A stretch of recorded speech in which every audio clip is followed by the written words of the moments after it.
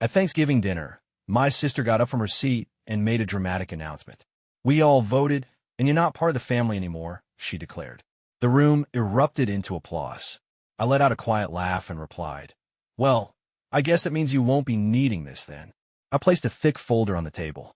As soon as she opened it, all hell broke loose.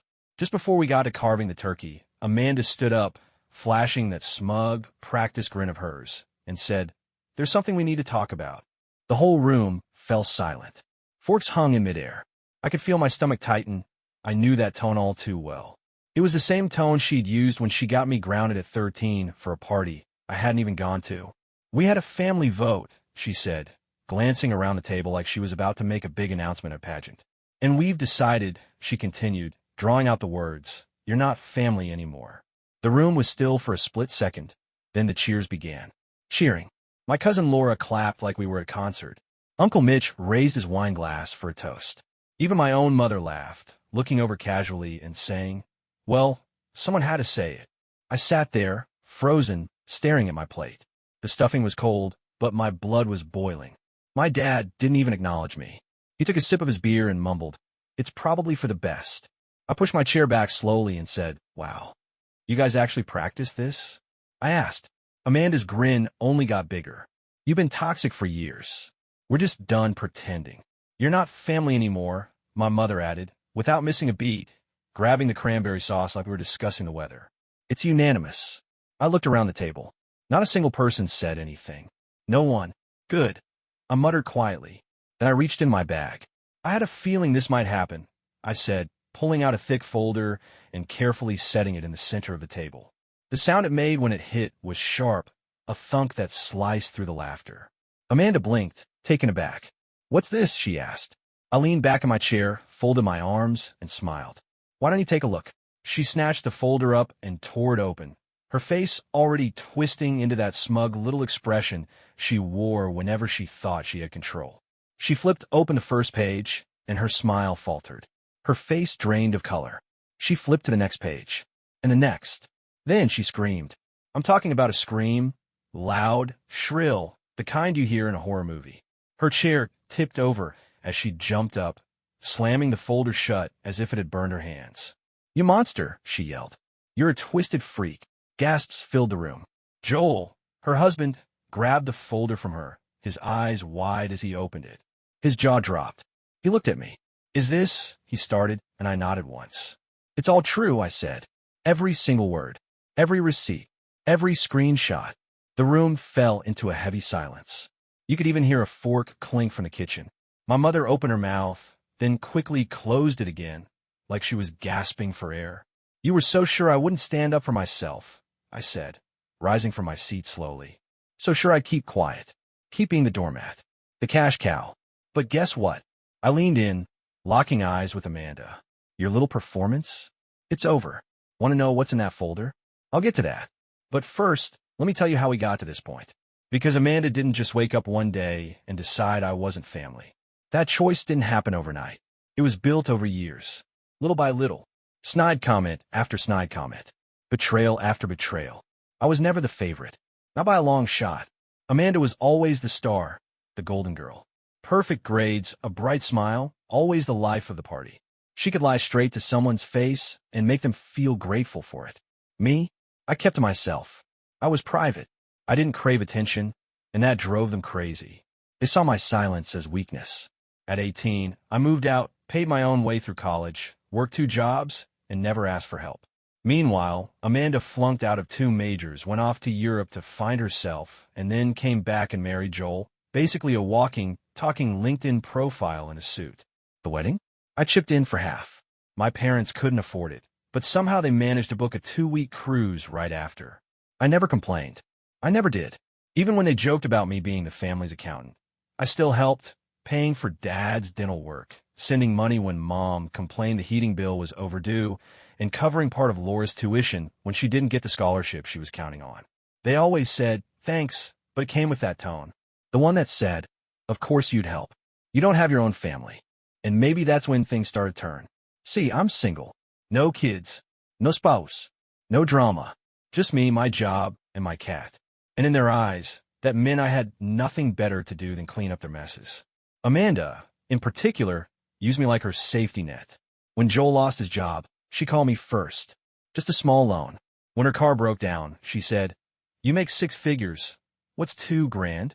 Where a kid needed therapy and insurance wouldn't cover it, guess who she called? I always helped. Always. Because I told myself it was family. But helping turned into something I owed them. Then it became something expected. And, eventually, something demanded. It started with little things. Snide comments at dinner. "Oh, you brought wine? Must be nice to buy the good stuff. You're always early. You don't have kids to rush around. I wish I could work late every night and avoid my husband." Then it got worse. "You're so cold. Maybe that's why you're still alone. You don't understand real stress. You don't have a real life. You're just bitter no one needs you." Except they didn't need me. Every time. Financially. Quietly. Behind the scenes, nobody saw what was happening. Then, one day I got the text. From Amanda. "Hey, could you co-sign for a small business loan? Joel, and I want to open a wellness cafe. You rub ya?" She came back with, "Wow, really?" And then nothing. Complete silence. That was 3 months ago. Since then, everything's changed. My mom stopped calling. Dad only sends short, one-word replies. I wasn't invited to the last family dinner. And Amanda? She blocked me on social media after posting some story about cutting toxic people out of her life. But I didn't sit around and sulk. Instead, I started gathering evidence. Physical evidence. See, I keep everything. Bank statements, emails, screenshots, dates. I'm not stupid. Over the past 5 years, I sent more than $90,000 to my family. $80,000. $10,000 to help Joel through rehab. $3,000 for an emergency dental procedure for Amanda, which turned out to be cosmetic veneers. $2,500 for Dad's back surgery. $15,000 to pay my mom's credit card debt. $9,000 to help Laura move into her college dorm. $4,000 for a so-called family emergency that ended up being a trip to Cabo. And not once, never, did any of them offer to pay me back. They just took. And when I finally stopped saying yes, they turned it all around on me. Suddenly, I was the problem. So, I started keeping track of every time they asked for money. I saved every email, every text, every request. I even saved the screenshots of Amanda calling me manipulative to her friend when I said no to the loan. I put together a timeline of every major payment I made in the last 5 years. And to top it all off, I saved Facebook and Instagram posts where they made fun of me. I even have a screenshot of Amanda calling me a cash cow with no backbone in a private message thread she thought was hidden from me. So yeah, that's what she saw when she opened that folder. That's what made her flip out. Because it wasn't just a bunch of receipts. It was the truth. 1 page at a time. Fact by fact. And as it all came out, the rest of the family started to realize what had been going on behind closed doors. Mom looked like she might pass out. Joel? He stared at the one line where I'd paid $4,200 for Amanda's credit card bill. It was from a hotel stay in San Francisco with someone named Alyssa. "What is this?" he asked, his voice tight. I didn't answer him. I didn't need to. For the first time in my life, I wasn't defending myself. I was showing them the facts. "You kept track of all this?" My mom finally managed to ask, her voice shaky. "Of everything," I replied, staying calm. "You never remembered any of it. So someone had to." Amanda was still standing there, pale as a ghost, her fists clenched at her sides. Her eyes were darting from Joel, to me, to the folder. "This is a violation," she hissed. "You had no right to do this." "No right." I stood up slowly. "You stood in front of this whole family and told everyone I wasn't part of the family. You all cheered. And now, you're upset because I came prepared." Joel flipped to another page in the folder. "What's this about San Francisco?" he asked. Amanda's head snapped toward him. "Don't start," she growled. "Who's Alyssa?" he asked again. "Why did you use my credit card for 3 nights at a hotel?" His questions hung there, and Amanda's silence spoke volumes. Mom raised her hands, trying to calm things down. "Wait, let's all just calm down and think this through." I didn't even hesitate. "Sure, let's talk about it. Let's talk about the time you called me a parasite while you were cashing the check I sent you." Her eyes widened. "That's not fair," she stammered. "You were under stress," she added. "No," I said, cutting her off. "You were under stress, and I bailed you out. Every single time. And now, the one time I say no," my voice cracked slightly with the anger that was building. Suddenly, I'm the bad guy? Dad, who had been quiet up until now, finally spoke. You're making this more complicated than it is. I turned to face him, my voice cold and steady. You let them do this to me for years. You knew. You saw it. You heard it all. And you did nothing because it was easier to let it happen. He didn't deny it. Amanda slammed her fist down on the table. You're just bitter because no one needs you anymore. Wrong, I said coldly. I'm not bitter. I'm done. She let out a bitter laugh. You're pathetic. Do you realize how ridiculous this all looks? Bringing a folder? Printing screenshots? You think this makes you the victim? I stepped forward, my voice low but steady. No, it's you who's the victim here. You only cared about me when I was paying your bills. You don't get to play the martyr, she yelled. You chose to help, she snapped. You didn't have to. And yet, I said, my tone never changing, you expected it. Every time, until it wasn't help anymore. It became duty. And when I stopped, I leaned in, my anger rising. You voted me out. You didn't want a brother, I said, my voice a quiet accusation. You wanted a wallet with legs. Joel stood up now, holding the folder. Is all of this true? He asked, looking straight at Amanda. Is all of this true? He asked again, his voice filled with disbelief. For the first time, Amanda didn't have a comeback. No fake tears. No excuses. Just silence. You lied to me, Joel said. About the hotel. About the money. About him. You made him sound crazy. I had to, she yelled. He was turning everyone against me. I wasn't, I said, shaking my head. You did that all by yourself. The room went dead silent. Mom leaned forward, trying one more time. Her voice softened, almost pleading. Listen, honey, we might have overreacted, but this is still family. And families fight, she added, almost as if to justify everything. I'm done, I said, cutting her off. I'm not asking for peace. I'm not asking for forgiveness. I'm telling you I'm done. Amanda sneered at me. Oh, come on.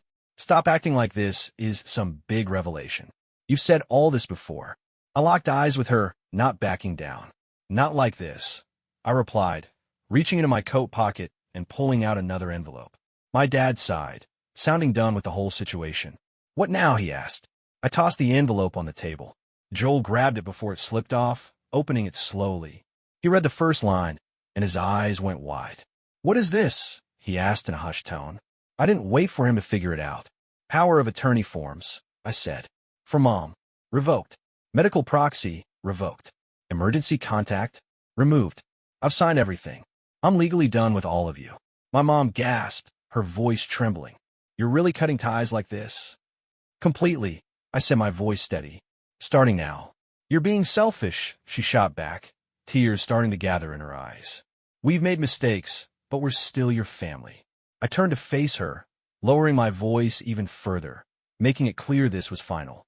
No, you're not. I grabbed my coat, gave them all one last look, and walked out the door.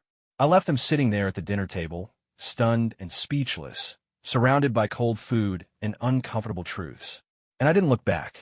Not because it didn't hurt, it did, but because something inside me changed. As I closed the door behind me and stepped out into the crisp night air, I felt free. For the first time in years, I could breathe. I didn't head straight home. I drove to the lake, a spot I used to visit when I was younger, a place my dad used to take me fishing. I pulled over, sat in my car, and just stared out at the still water.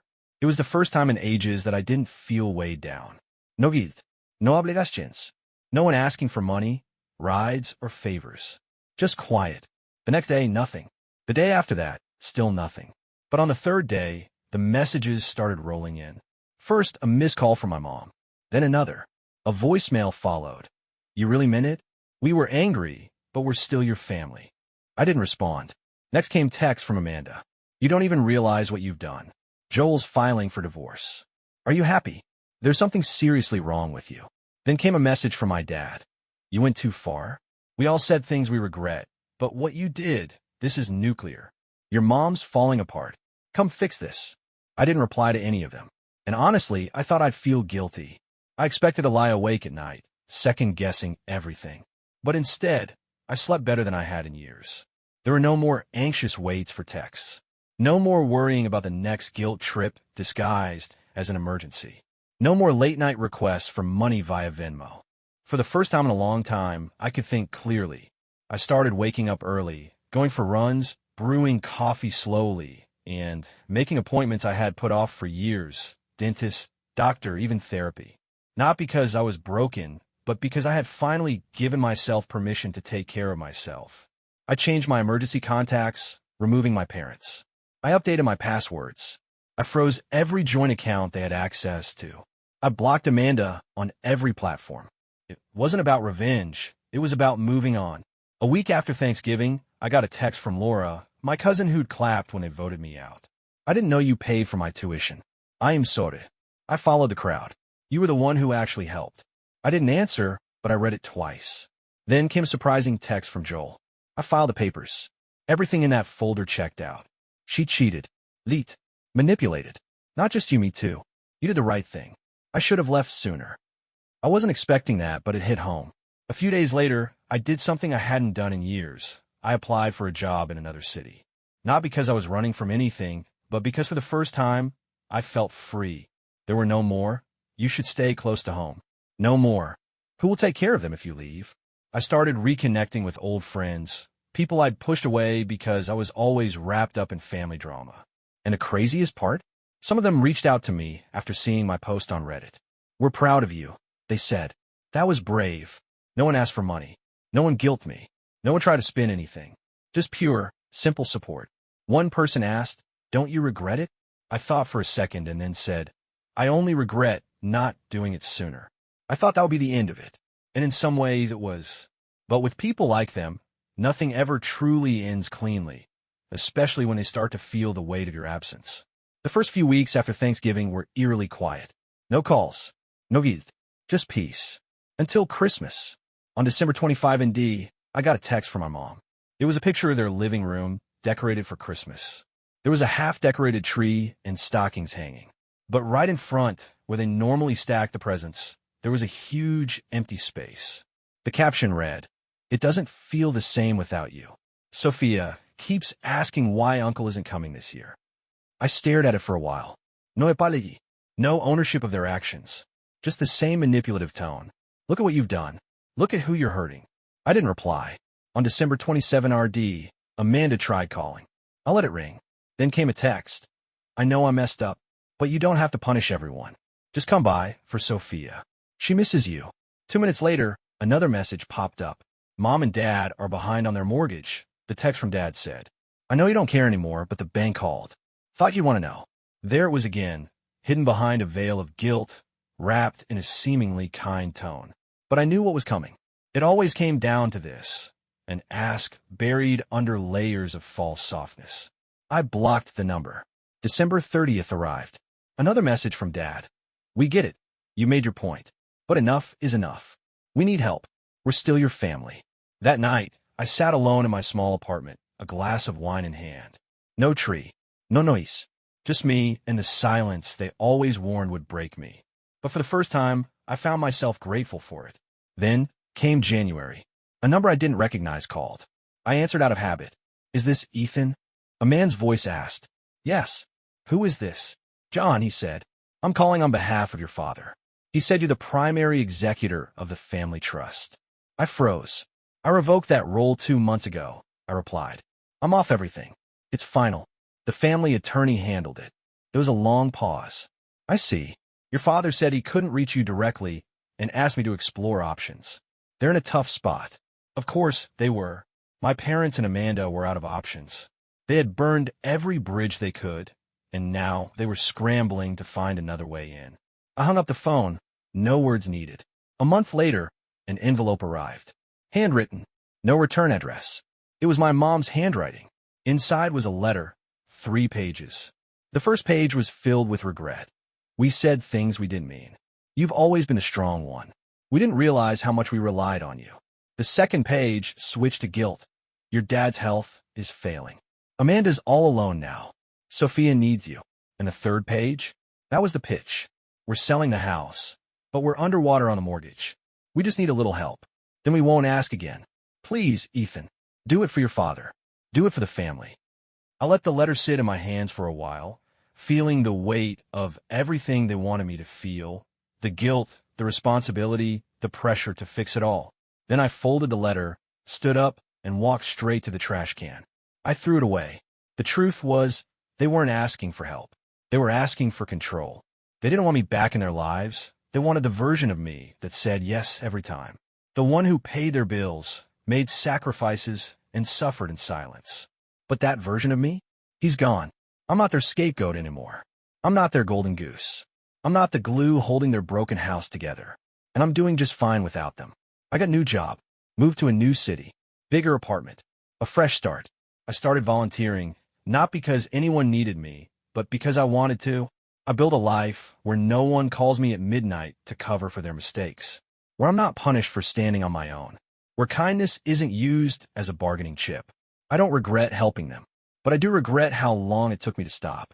You want to know what real peace feels like? It's not being surrounded by family. It's being free from people who only call you family when they need something. A few months passed, and I honestly didn't think this post would get any attention. I just needed to get it out there, to say it, to release it. But I read every comment. People said things like, "You were brave, they don't deserve you," and "Thank you." I didn't realize how much I needed to hear that until I did.